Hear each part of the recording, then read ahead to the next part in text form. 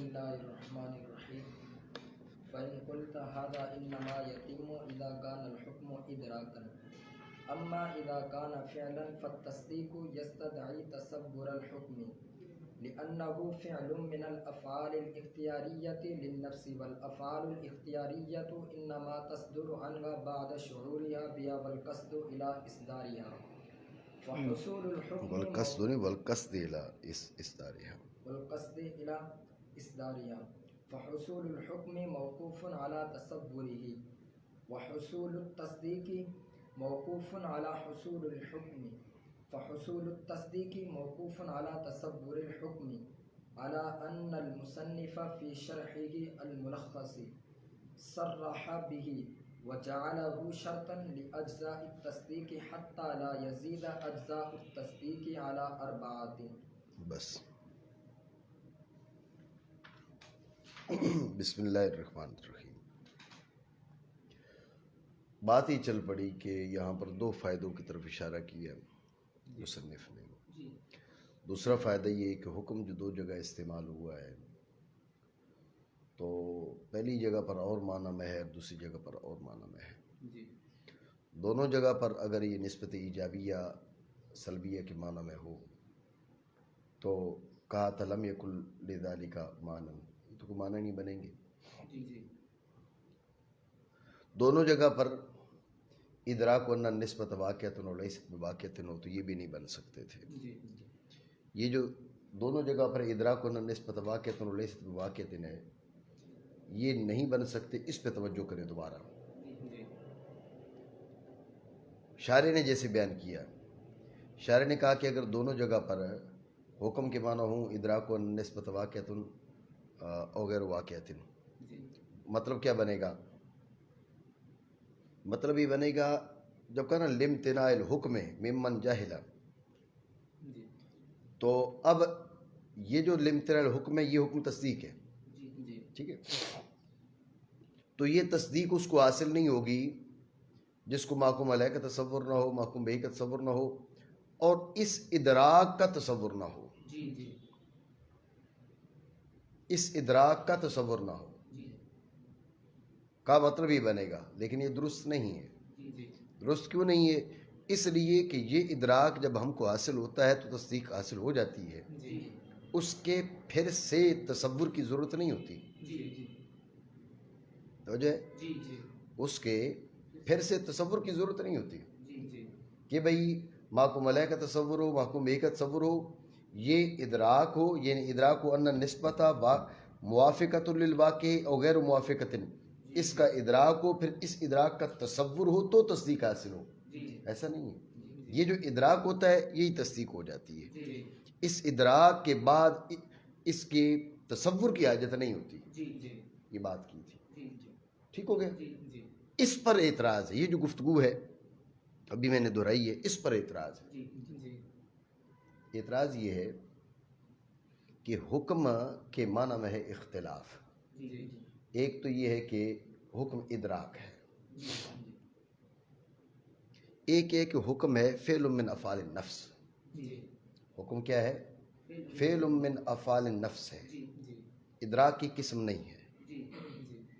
تو جو ہے اگر ادراک کی قسم ہو یہ جو حکم ہے تصدیق ہے یہ ادراک ہو تو پھر یہ جو آپ نے تقریر کی ہے یہ ٹھیک بنے گی. اگر یہ ادراک نہ ہو بلکہ نفس کے افعال میں سے ایک فعل ہو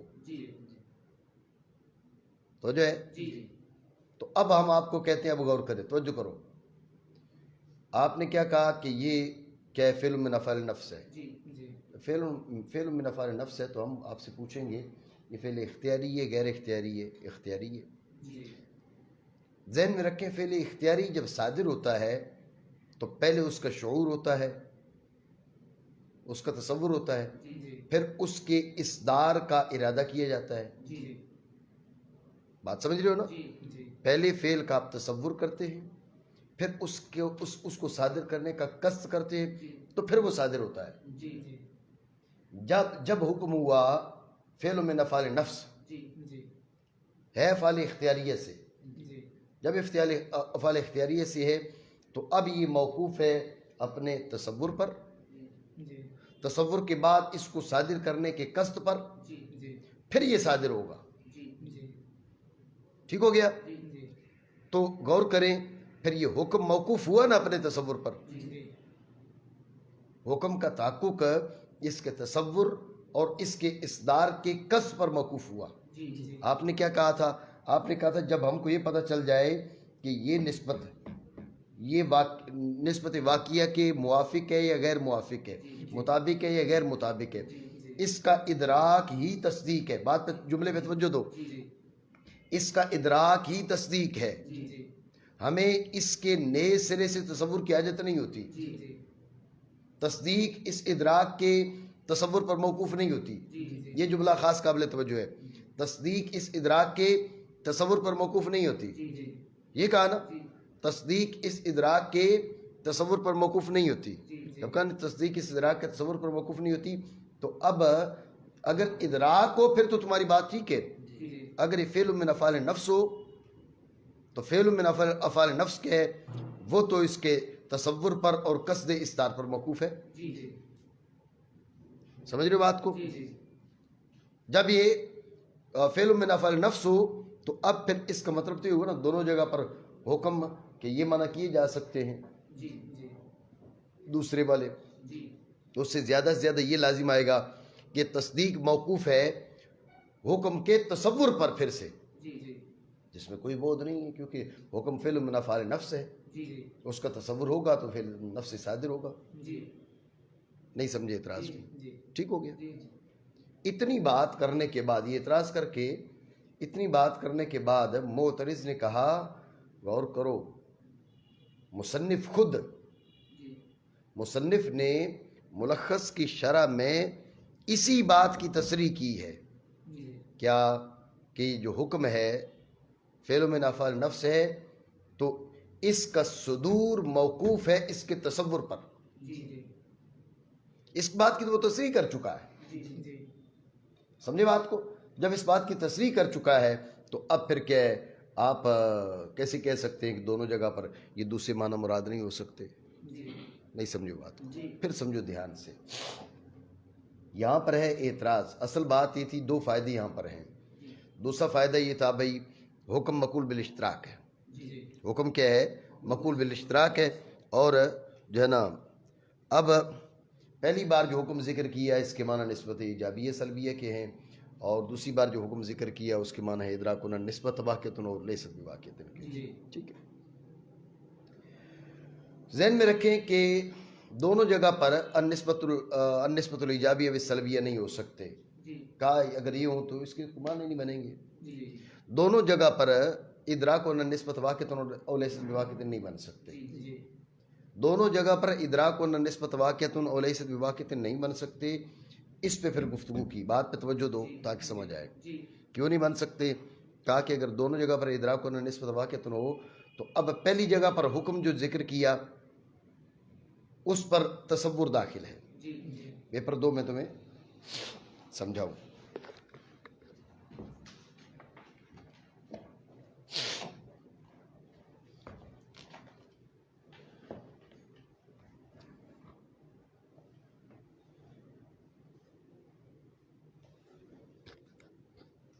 کیا کہا تھا؟ لا بد فیہ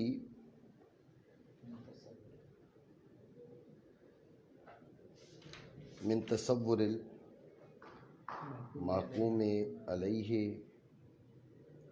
والمحکوم بہ الحکم. ابھی الحکم جو ہے اس کا تفعیل محکوم علیہ پر ہے، یہ بھی ذہن میں رکھنا، آگے بات آئے گی. اب اس تصور کے تحت یہ داخل ہے. مطلب کیا بنا؟ لا بد فیہ من تصور الحکم. ٹھیک ہے. اب اس حکم کے معنی آپ نے کیے ادراکو ان النسبت واقعۃ او لیست بواقعۃ. تو اب معنی کیا ہو گیا؟ لا بد فیہ من تصور ادراک ان النسبت واقعۃ او لیست بواقعۃ. ٹھیک ہے.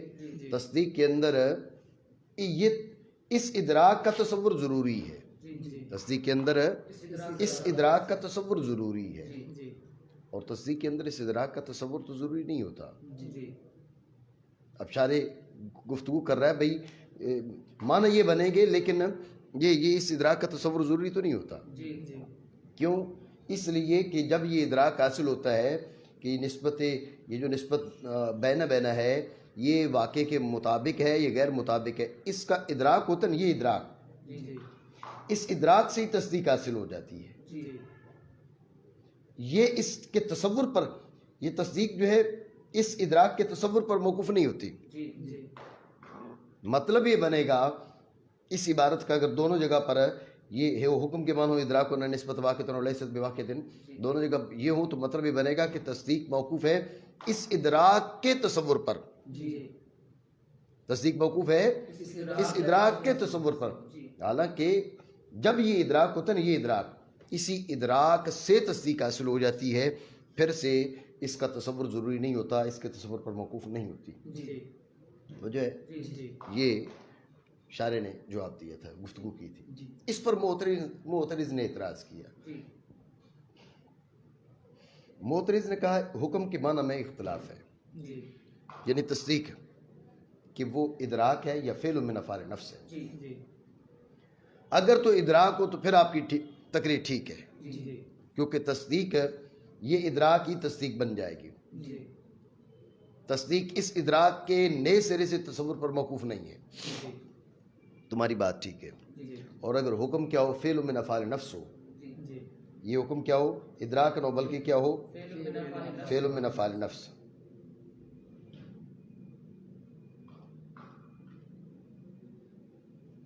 ٹھیک ہو گیا۔ یہ ادراک کیا ہو، یہ فعل من افعال نفس ہو، یہ ادراک فعل من افعال نفس ہو تو یہ ہے افعال اختیاریہ سے۔ فعل اختیاری اس پر موقوف ہوتا ہے اس کے تصور پر، اس کے شعور پر، پھر اس کو صادر کرنے کے قصد پر۔ پہلے اس کا تصور ہوگا، پھر اس کو صادر کرنے کا ارادہ ہوگا، پھر جا کے وہ صادر ہوگا۔ اگر اس کا تصور نہ ہو تو ارادہ نہیں ہو سکتا، ارادہ نہ ہو تو وہ صادر نہیں ہوگا۔ بات سمجھے ہو؟ تو اگر یہ حکم ادراک نہ ہو بلکہ فعل من افعال نفس ہو، بات سمجھے، تو اب وہ لازمی طور پر کہ جو فعل من افعال نفس ہے وہ تو اپنے تصور پر موقوف ہوتا ہے اس کا صدور۔ تو اب اگر یہاں پر حکم کے معنی کیا ہو، حکم کے معنی وہی کریں ایقاع النسبت او انتزاعها، ٹھیک ہے نا، ایقاع النسبت او انتزاعها، تو اب عبارت بنے گی لا بد فیہ من تصور ایقاع النسبت، تصدیق کے اندر اس نسبت کے ایقاع کا تصور ضروری ہے۔ نسبت کا ایقاع ہے فعل من افعال نفس، اس کا تصور ضروری ہے تو کوئی حرج نہیں ہے، ویسے بھی ہونا بھی ضروری چاہیے کیونکہ افعال اختیاریہ سے۔ اگر حکم کے معنی ادراک ہو یہ ہوں تو پھر تمہاری تقریر ٹھیک ہے، اور اگر حکم کے معنی فعل من افعال نفس ہوں تو اب تمہاری تقریر ٹھیک نہیں ہے، بلکہ کیا ہے یہ دونوں جگہ پر توجہ رکھیں۔ معترض کا اعتراض یہ ہے دونوں جگہ پر کیا ہے حکم کے معنی ایقاع نسبت انتزاع نسبت کے ہو سکتے ہیں۔ سمجھے آپ اعتراض کو؟ ٹھیک ہو گیا۔ تم کہو گے کہ بھئی اس کا مطلب ہے تصدیق موقوف ہے اس ایقاع کے تصور پر، تو ہم کہیں گے اس میں کوئی حرج نہیں ہے، وہ ویسی موقوف ہے، کیونکہ تصدیق وہ کیا ہے، وہ حکم ہے فعل من افعال نفس، تو فعل من افعال نفس کا صدور جو ہے جو اس کے تصور اور اس کے بعد اس کو صادر کرنے کے ارادہ پر موقوف ہوتی ہے۔ یہ تو کوئی بات ہی نہیں ہے، یہ تو ایسے ہے، بات آپ سمجھے؟ تو لہٰذا یہ تصدیق موقوف ہے اس کے تصور پر، یہ درست ہے، اس میں کوئی خرابی نہیں بنے گی۔ اتنی بات کر کے یہ اعلیٰ جو ہے اس سے نئے سرے سے اعتراض کیا کہ بھئی مصنف نے ملخص کی شرح میں تو اس کی تصریح کی ہے، یہ تصدیق اس حکم کے تصور پر موقوف ہے، حکم کے معنی فعل من افعال نفس کے، جب حکم کے معنی ہو فعل من افعال نفس کے تو اب پھر تصدیق کیا ہوگی، تو اس کے تصور پر موقوف ہوگی، اس حکم کے تصور پر موقوف ہوگی۔ اتنی بات سمجھی؟ تو لہٰذا آپ کہہ رہے ہیں کہ خرابی یہ لازم آئے گی کہ کہ تصدیق موقوف ہو حکم کے تصور پر.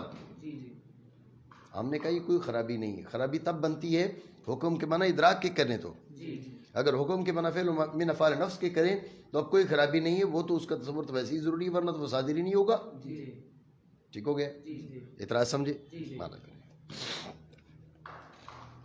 بس اگر تم کہو یہ تب تام ہے جب کہ حکم ادراک ہو، برحال جب کہ فعل ہو تو تصدیق تقاضا کرتی ہے حکم کے تصور کا. اب تو تصدیق اس حکم کے تصور کا تقاضا کرے گی. کیوں؟ آگے اس کی وجہ. کیونکہ حکم فعل ہے نفس کے افعال اختیاریہ سے. افعال اختیاری اس نے کہا کہ فعل غیر اختیاری ہو تو اس کا تصور ضروری نہیں ہوتا. ٹھیک ہے نا جی؟ جیسے آپ کی ذرا وہ تصویر بنائی تو تصویر میں سر پہ ٹوپی آ گئی اور چشمہ کالا ہو گیا، جو آپ کے اختیار میں نہیں تھا نا. جب آپ نے تصویر کو بعد میں دیکھا تو آپ کو اندازہ ہوا. ایسے ہی ہے. ٹھیک ہے، تو لہٰذا جو ہے نا وہ یہ فعل غیر اختیاری ہو گیا. فعل اختیاری ہوتا تو ان کا فعل اختیاری تھا، اس لیے ان کا پہلے تصور تھا بھائی ہم نے آپ کی تصویر کو ایسے تبدیل کرنا ہے. ٹھیک ہو گیا؟ سمجھے ہو نا؟ صحیح.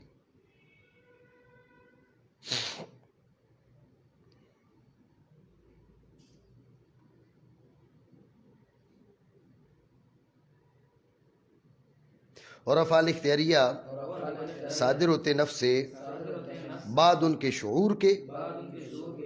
پہلے تو شعور ہوگا، یہ یوں کہ ہا کا مرجع نفس اور دوسرے ہا کا مرجع ہے افعال اختیاریہ. بعد نفس کے ان کے شعور کے، نفس ان کا شعور کرے گا اور ان افعال اختیاریہ کے اصدار کے قصد کے. یہ باتیں پائی جائیں گی تو جب فعل اختیاری صادر ہوگا. ٹھیک ہے. پس حکم کا حصول موقوف ہے حکم کے تصور پر. ٹھیک ہے. اور تصدیق کا حصول موقوف ہے حکم کے حصول پر. کیسے بنی؟ حصول التصدیق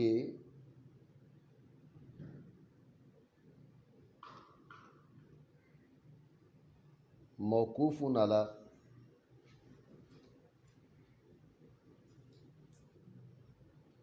حصول الحکم و حصول الحکم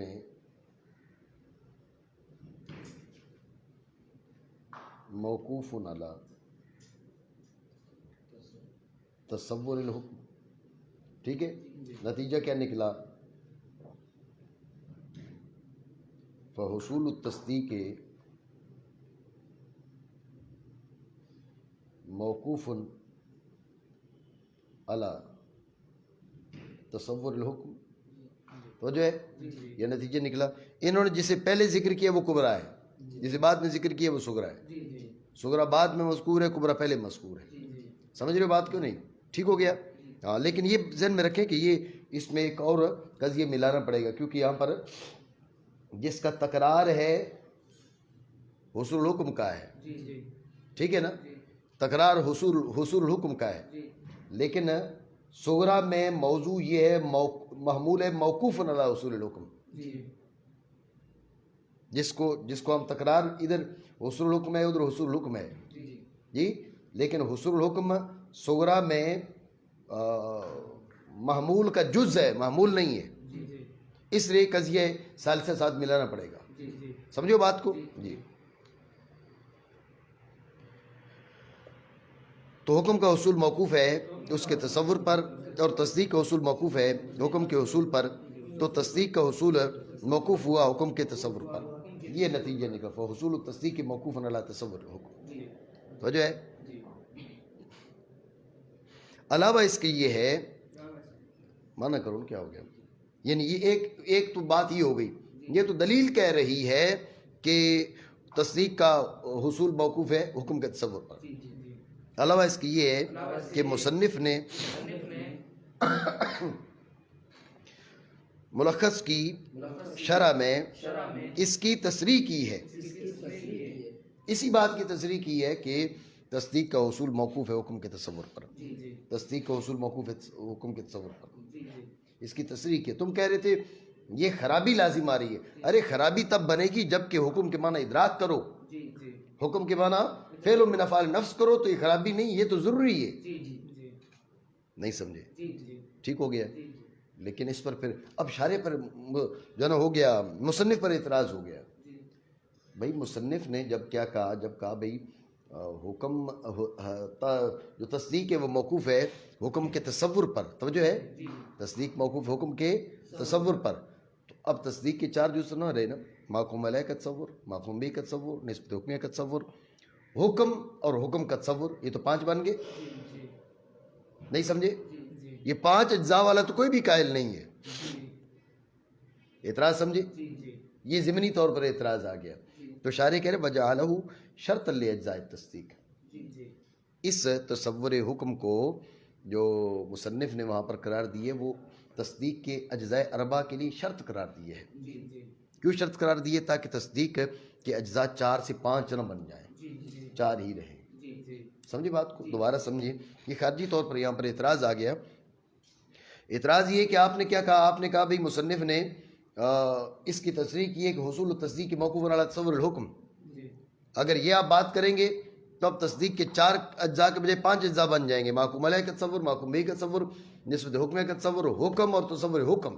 جی جی یہ تو 5 اجزاء بن گئے. جی جی توجہ ہے؟ جی جی تو اس کا شارح نے جواب دیا کہ جعلہ شرط لاجزاء تصدیق. مصنف نے وہاں پر اس کو لازمی تو قرار دیا ہے جی لیکن بطور جز نہیں، بطور شرط. جی بطور جز نہیں، بطور شرط. یہ بات بھی ذہن میں رکھے تاکہ اگلی گفتگو آپ کو سمجھ میں آئے. جی بطور جز لازمی نہیں قرار دی، بطور شرط لازمی قرار دیا. جی اجزائے اربع کے لیے یہ شرط ہے. جی اور شرط تو خارج ہوتی ہے، موقوف علیہ ضروری ہے لیکن خارج ہے، لہذا تصدیق کے اجزاء رہیں گے 4 ہی، جی 5 نہیں بنیں گے. یہ 5ویں چیز جو ان کے لیے شرط ہے. جی آپ سمجھے؟ جی ٹھیک ہو گیا؟ مانا کریں. اور بنایا اس کو تصدیق کے اجزاء کے لیے شرط حتیٰ کہ نہ زائد ہوں تصدیق کے اجزاء 4 پر. توجہ ہے نہیں ہے؟ جی. فنقول قوله لأن كل تصديق لا بد فيه من تصور الحكم يدل على أن تصور الحكم جزء من أجزاء التصديق فلو كان المراد به إيقاع النسبة في الموضعين لزاد أجزاء التصديق على 4 وهو مصرح بخلافه. بس چلیے جملہ پڑھ لو. قال الإمام في الملخص كل تصديق لا بد فيه من 3 تصورات: تصور المحكوم عليه وبه والحكم. بس توجہ ہے آپ کی نہیں ہے؟ عاطف توجہ ہے؟ چشمہ صحیح کرنا تاکہ توجہ صحیح ہو جائے. توجہ ہے؟ جی شارح کہہ رہے ہیں بھئی چلو تیری مان لیتے ہیں، تمہاری بات مان لیتے ہیں کہ لا بد فیہ من تصور المحکوم علیہ والمحکوم بہ والحکم. والحکم ہم تیری مان لیتے ہیں. اور کیا بنا لیتے ہیں؟ ہم کہہ لیتے ہیں بھئی اس حکم کے معنی ہے ایقاع النسبت او انتزاعها. ٹھیک ہو گیا؟ تیری مان لی. ٹھیک ہو گیا؟ غور کرو. اب عبارت کے معنی کیا بنے؟ لا بد فیہ، اس فیہ پہ توجہ کرو. جیسے بولا ہے نا، میں نے اس لیے آپ کو کہا تھا، وہاں پر بھی تقریر میں کہا تھا بھئی یہ مشرک یہ جز ہے. لا بد فیہ صفحہ نمبر 56. میرے منہ میں نہیں لکھا ہوا جاوید، کتاب دیکھنا یار.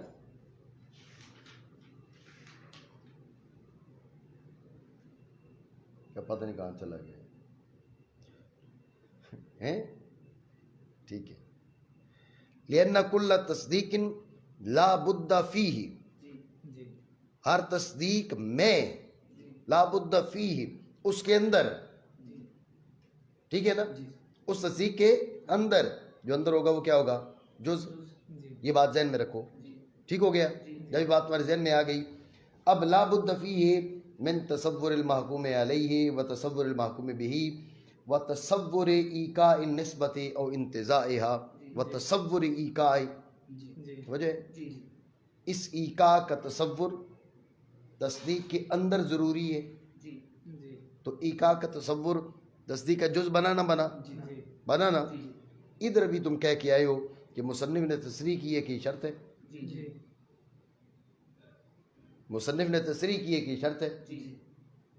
سمجھو بات کو. یہ جو ہم نے اعتراض بنایا تھا، جو اس کا جواب دیا تھا، سمجھے بات کو. تو اب اگر تمہاری بات مان لیں، دونوں جگہ پر ایک نسبت کے معنی میں کر لیں، تو ذہن میں رکھیں اب تصور داخل ہوگا اس کے اوپر الحکم پر. لا بد فیہ من تصور ایکا نسبت. اب یہ تصور ایکا تصدیق کا بن گیا جز.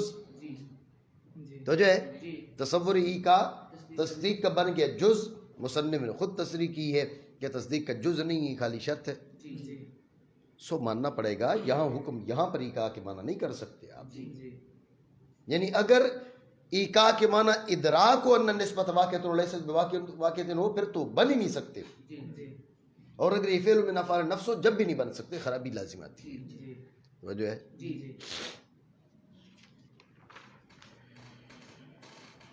تو ہم کہیں گے مصنف کا قول لأن كل تصدیق لا بد فیہ من تصور الحکم دلالت کر رہا ہے کہ حکم کا تصور تصدیق کے اجزاء میں سے جز ہے. تو اگر مراد اس سے ایکا النسبت ہو دونوں جگہوں میں البتہ بڑھ جائیں گے تصدیق کے اجزاء 4 پر. ٹھیک ہے نا. ابھی جو اعتراض کیا تھا محکوم علیہ کا تصور، محکوم بہ کا تصور، نسبت حکمیہ کا تصور، حکم اور حکم کا تصور. حالانکہ مصنف تصریح کر رہے ہیں اس کے خلاف کی. وہ کہہ رہے ہیں یہ نہیں ہو سکتا، 4 سے اوپر نہیں جا سکتے، اس کو شرط بنانا پڑے گا، ورنہ اگر شرط نہیں بنائیں گے تو 4 سے اوپر بن جائیں گے. اب تم اس گفتگو میں جو ہے نا اگر کریں حکم کے معنی پہلے مقام پر بھی حکم بمانا ایکا اور نسبت ہو تو پھر یہ تو 5 بن جائیں گے. تو جو ہے نہیں ہے. ٹھیک ہو گیا. غور کریں جس گفتگو کی شرح میں مصنف نے جملے کہے ہیں وہ عبارت ذکر کر رہے ہیں. امام فخر الدین رازی نے کیا کہا ملخص میں؟ کل تصدیق لا بد فیہ من ثلاث تصورات.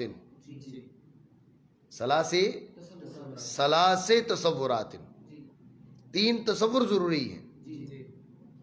ایک محکوم علیہ کا تصور ضروری ہے، دوسرا محکوم بہ کا تصور ضروری ہے، تیسرے حکم کا تصور ضروری ہے. اب حکم کے معنی کیا ہوں؟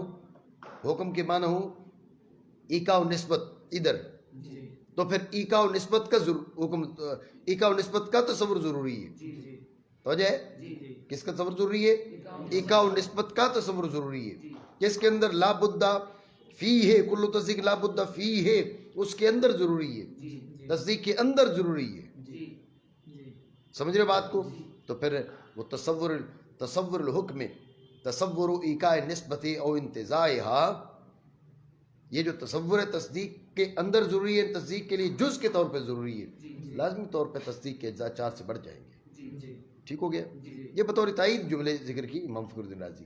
ٹھیک ہے. کہا امام نے ملخص میں ہر تصدیق ضروری ہے، اس کے اندر 3 تصورات، محکوم علیہ کا تصور، محکوم بہ کا تصور اور حکم کا تصور. اتنی بات سمجھے؟ اس پہ پھر کلام ہے، پڑھے.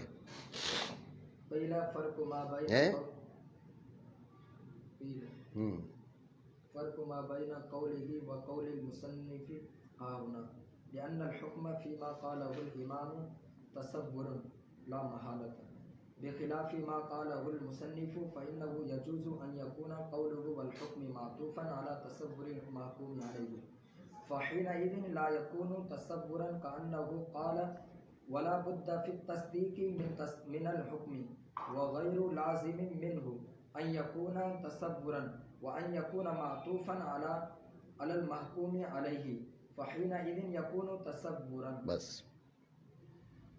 توجہ ہے نہیں ہے؟ جی نہیں صحیح. شارح نے جواب دیا اور تائید میں امام فخر الدین رازی کا جملہ پیش کیا. ٹھیک ہے نا. کہ امام فخر الدین رازی نے کیا کہا، لا بد فیہ من ثلاث تصورات، تصور المحکوم علیہ و بہ والحکم.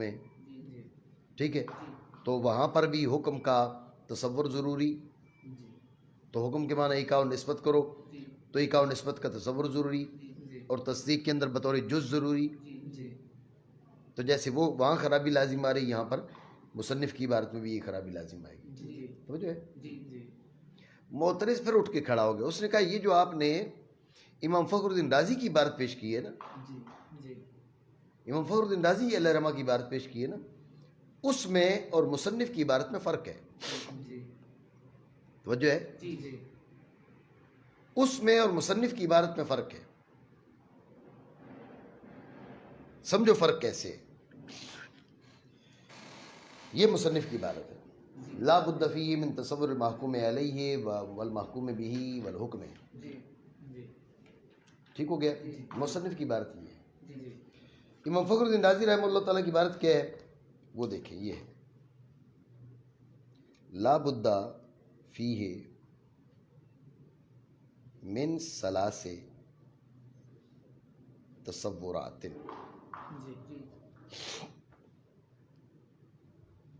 تصور المحکوم علیہ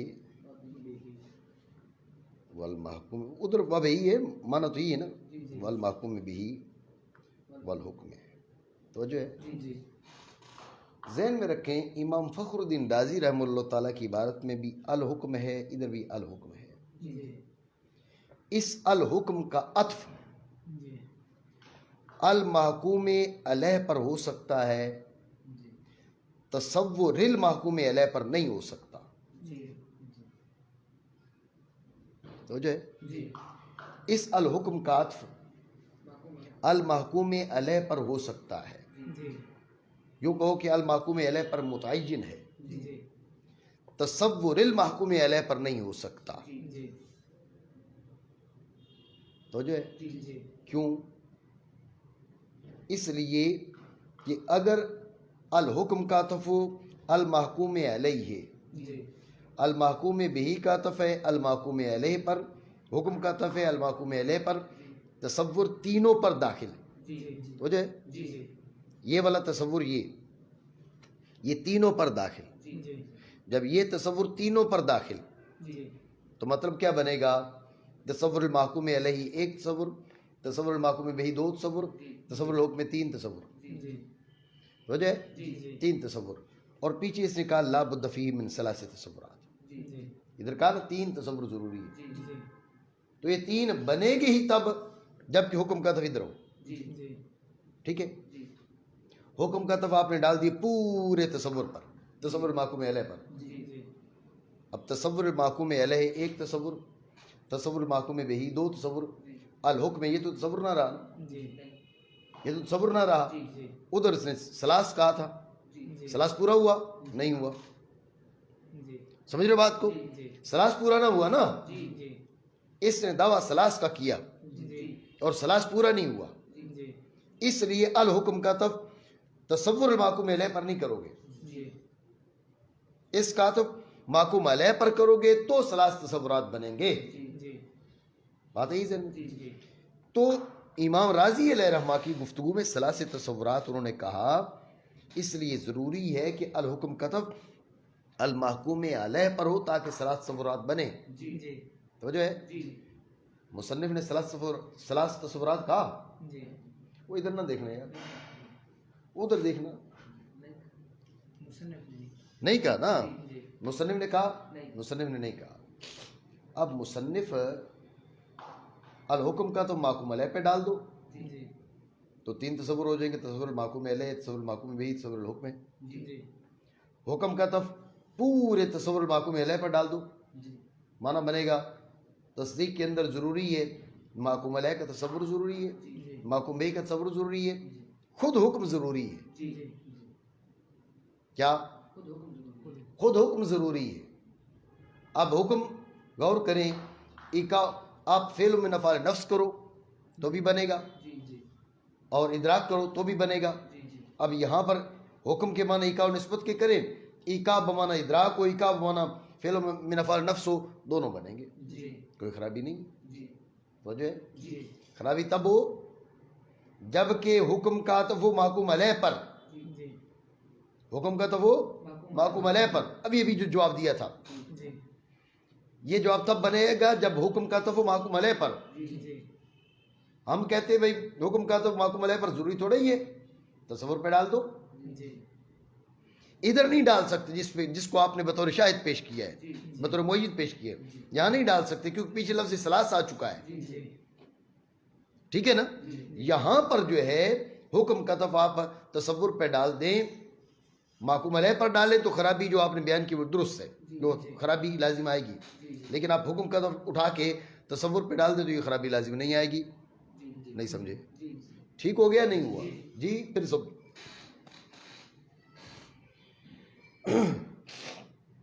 انہوں نے کہا کہ بھائی یہ فعل من افعال نفس وغیرہ ساری بات کی، تو اس کا جواب دیا تھا اشارے نے، بھائی اب اگر آپ حکم کے معنی دو جگہ پر ایک اور نسبت اور انتزاع ہوا کے کرتے ہیں اور حکم کے معنی ادراک بھی نہ کریں، حکم کے معنی فعل من افعال نفس کریں، تو آپ دیکھیں نا مصنف نے تو کہا لا بد فیہ، تصدیق کے اندر ضروری ہے. تو اب یہ کیا ہو جائے گا؟ تصور الایقا، جس کو آپ لازمی قرار دے رہے ہیں، تصور الایقا کیا ہو جائے گا؟ تصور الایقا وہ ہو جائے گا، وہ جز بن جائے گا تصدیق کا. تصور الایقا تصدیق کا جز بن جائے گا. تصدیق کے اجزاء 4 کے بجائے 5 بن جائیں گے. حالانکہ مصنف تو تصدیق کر رہا ہے تصدیق کے اجزاء 4 نہیں اور 5 نہیں 4 ہے، اور اس کو جز نہیں بنا رہا، شرط بنا رہا ہے. تو جو جواب دیا. اب تائید میں امام راضی کی عبارت پیش کر دی. جب امام راضی کی عبارت پیش کی تو وہ معترض پھر اٹھ کے کھڑا ہو گیا. اس نے کہا میں چپ نہیں ہوں گا، بھائی تجھے کیا مسئلہ ہے؟ اس نے کہا بھائی امام راضی علیہ رحمہ کی جو آپ نے عبارت پیش کی اس میں اور مصنف کی عبارت میں فرق ہے. کیسے فرق ہے بھائی؟ اس نے کہا جو فرق بیان کیا اس کو خلاصہ یہ ہے چونکہ امام راضی کی عبارت میں سلاس کا لفظ موجود ہے، سلاس تصورات کا، اس لیے حکم کاتف محکوم علیہ پر ہونا متعین ہے. اگر حکم کاتف تصور المحکوم علیہ پر ڈالیں گے تو یہ درست نہیں رہے گا، سلاس پورا نہیں ہوگا. برخلاف کس کے؟ مصنف کی عبارت کے. مصنف کی عبارت میں سلاس ہے ہی نہیں، صرف لا بد فیہ کہا ہے. تو جب لا بد فیہ کہا ہے اب آپ حکم کاتف ڈالیں محکوم علیہ پر تو عبارت بنے گی لا بد فیہ من تصور الحکم تصور ایقاء النسبت اور انتزاعها. خرابی وہی لازم آئے گی جو آپ نے بیان کی، ہم آپ سے متفق ہیں. لیکن آپ چھوڑیں اس بات کو، حکم کا سیدھا ڈال دیں تصور المحکوم علیہ پر، پورے حکم کا ڈال دیں تصور المحکوم علیہ پر. آپ نے حکم کا ڈالا تصور المحکوم علیہ پر، عبارت بنی لا بد فیہ من الحکم، تصدیق کے اندر حکم ضروری ہے.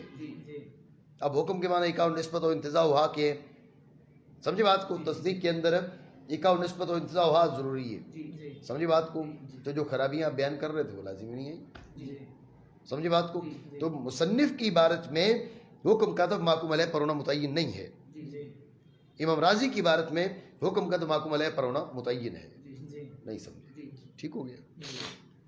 کہا گیا ہے فرق ہے امام راضی کے قول میں اور مصنف کے یہاں قول میں. یہ یہاں پر جو مصنف نے گفتگو کی ہے اس میں اور اس پہ فرق ہے. ٹھیک ہے؟ کیونکہ حکم اس میں جو کہا امام راضی نے تصور ہے لازمی طور پہ، یہاں پر حکم تصور ہی ہوگا کیونکہ یہ اس کے نیچے داخل ہے. ٹھیک ہے؟ بخلاف اس کے جو کہا مصنف نے، کیونکہ جائز ہے کہ مصنف کا قول والحکم معطوف ہو محکوم علیہ کے تصور پر، پورے اس مکمل پر ہو، تو اس وقت نہ بنے گا حکم تصور، حکم تصور نہیں بنے گا، بلکہ لا بد فیہ من الحکم، تصدیق میں حکم ضروری ہے، آگے حکم کو تصور نہیں کہا. گویا کہ کہا مصنف نے لا بد فی التصدیق من الحکم، اور اس سے لازم نہیں آتا کہ وہ تصور ہو. کہا تصدیق کے اندر حکم ضروری ہے، تو جب کہا تصدیق کے اندر حکم ضروری ہے تو اس سے تصور کیسے بن گیا حکم؟ یہ تو لازم نہیں آ رہا. ٹھیک ہے؟ اچھا یہ بھی ہو سکتا اور یہ بھی اور یہ کہ ہو معطوف معقوم علیہ پر، ہاں یہ بھی ہو سکتا ہے، حکم معطوف ہو معقوم علیہ پر، یہ بھی ہو سکتا ہے. تو اس وقت ہوگا تصور، یعنی اس میں دونوں احتمالات ہیں. امام راضی کی گفتگو میں ایک ہی احتمال تھا، ایک ہی امام راضی کی گفتگو ایک امر میں متعین ہے، اور مصنف کی گفتگو میں دونوں احتمال موجود ہیں. ٹھیک ہو گیا جی. وفيه نظر لأن قوله والحكم لو كان معطوفا على تصور المحكوم عليه ولا يكون الحكم تصورا لوجب أن يكون لامتناع الحكم ممن جهل هذين الأمرين. بس توجہ ہے نہیں ہے عاطف؟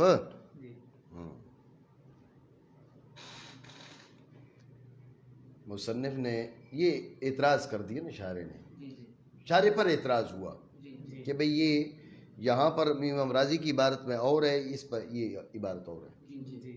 سمجھے بات کو؟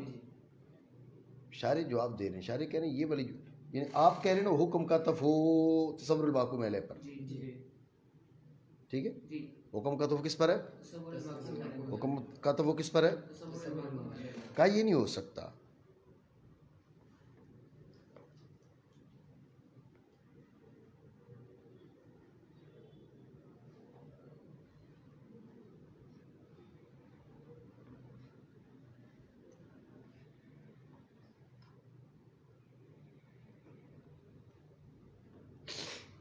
آپ غور کرو، شارح کہہ رہے حکم کا طرف ڈالو تصور پر. اب حکم تو تصور نہیں ہے نا، یا تصور ہے؟ تو تصور کتنے؟ دو، محکوم علیہ کا تصور، محکوم بھی کا تصور، دو ہے نا. جب تصور دو ہے، تیسرا جو وہ تصور نہیں ہے، تو پھر لامتناع الحکم ممن جاہل احد هذه الامور جمع ہے نا، جمع ہے نا. تو یہ جمع کہہ رہے پیچھے دو سے زائد گزرے ہیں. ابھی تم نے کتنے بنائے؟ دو بنائے. تو پھر یہ ہونا چاہیے احد ہذین الامرین ہونا چاہیے تھا. تمہیں یہ کہنا چاہیے تھا مصنف کو. تم کہہ رہے ہو حکم کا تو وہ تصور المحکوم علیہ پر، ہم نے کہا اگر تصور المحکوم علیہ پر اس کا تو وہ، تو پھر کیا ہوا؟ لا بد فی من تصور المحکوم علیہ و تصور المحکوم بہ والحکم، تصور الحکم یعنی نفس حکم ہو گیا. تو تصور کتنے بنے؟ کہا تصور دو بنے. جب تصور دو بنے تو اب لامتناع الحکم ممن جاہل احد هذه الامور کی کیا وجہ بنے گی؟ هذه الامور، الامور جمع ما فوق اثنین. سمجھے بات کو؟ جمع کا اطلاق کی دو سے زائد پر ہے. جب جمع کا اطلاق دو سے زائد پر ہے تو اب پھر یہ تو جملہ درست نہیں رہے گا. یہ بھی تو مصنف نے کہا ہے نا. تو مصنف کو کیا کہنا چاہیے تھا؟ ممن جہل احد هذین الامرین. یہ عبارت دیکھو نا مصنف کی، لامتناع الحکم ممن جہل احد هذه الامور. ٹھیک ہے، تو یہ احد هذه الامور، یہ الامور بتا رہا ہے کہ یہ تمہارا جو حکم ہے اس کا تو تصور پر نہیں ہو سکتا، محکوم بھی محکوم علیہ پر ہی ہے. تو پھر یہ تصور بنے گے تین، محکوم علیہ کا تصور، محکوم بھی کا تصور، حکم کا تصور. یہ تین تصور ہیں. اب الامور ٹھیک ہے، نہیں سمجھے؟ اس میں اعتراض ہے کیونکہ مصنف کا قول والحکم اگر معطوف ہو تصور المحکوم علیہ پر اور نہ ہو حکم تصور تو واجب ہے کہ کہتے مصنف لامتناع الحکم ممن جاہل احد هذین الامرین. یہ کہتے نہ کہ احد هذه الامور کہتے. توجہ ہے جی. ولو صح حمل قوله هذه الامور على هذا لظهر الفساد من وجه آخر، وهو أن اللازم من ذلك استدعاء التصديق تصور المحكوم عليه وبه، والمدعى استدعاء التصديق التصورين والحكم، فلا يكون الدليل واردا على الدعوى. بس کریے، توجہ رکھیں.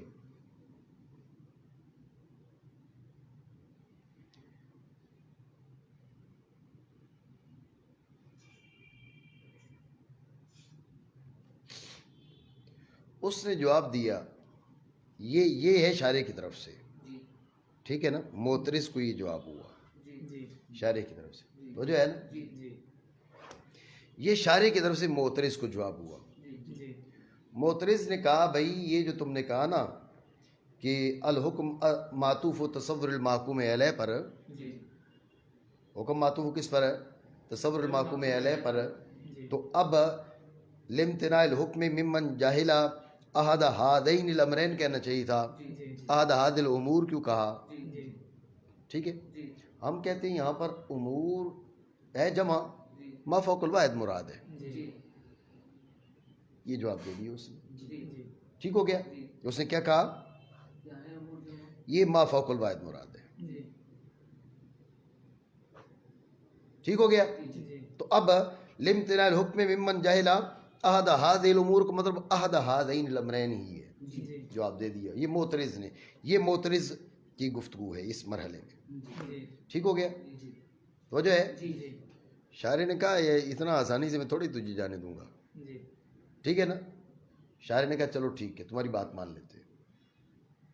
یہاں پر امور ہے جمع، مراد ما فوق الواحد ہے. ٹھیک ہو گیا. توجہ ہے. اب ہم پوچھتے ہیں دعویٰ کیا ہے. اتنی بات آئی ذہن میں. ہم تم سے پوچھتے ہیں دعویٰ کیا ہے. کہا جی دعویٰ ہے کہ تصدیق کے اندر، اب دعویٰ یوں بنا نا، حکم کا تو ہو گیا تصور پر. دعویٰ ہے تصدیق کے اندر محکوم علیہ کا تصور ضروری ہے، محکوم بہ کا تصور ضروری ہے، حکم ضروری ہے. حکم کا تصور نہیں. تصدیق کے اندر محکوم علیہ کا تصور ضروری ہے، محکوم بہ کا تصور ضروری ہے، حکم ضروری ہے. یہ دعویٰ تو جو ہے بھائی دلیل کیا ہے؟ کہا لامتناع الحکم ممن جاہل احد ہذین الامرین. بات یہ ضروری اس لیے ہے کہ جس شخص کو ان دو ہذی الامور بمن ہذین امرین ہے نا، ان دو کے محکوم علیہ کا تصور، محکوم بہ کا تصور، جس کو یہ حاصل نہیں ہوگا اس کو حکم حاصل نہیں ہو سکتا. دلیل دعویٰ کے موافق ہے اور نہیں ہے. سمجھو نا. دعویٰ کیا ہے؟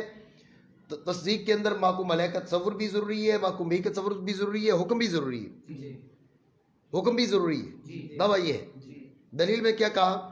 لامتناع الحکم ممن جاہل احد ہذین الامرین. ہذ الامور کو ہذین الامرین کے معنی میں کر لیے نا. اب لامتناع الحکم ممن جاہل احد ہذین الامرین. بھائی کیوں ضروری ہے؟ کہا جب تک کہ ان دو چیزوں کا تصور حاصل نہیں ہوگا تو تصدیق حاصل نہیں ہو سکتی.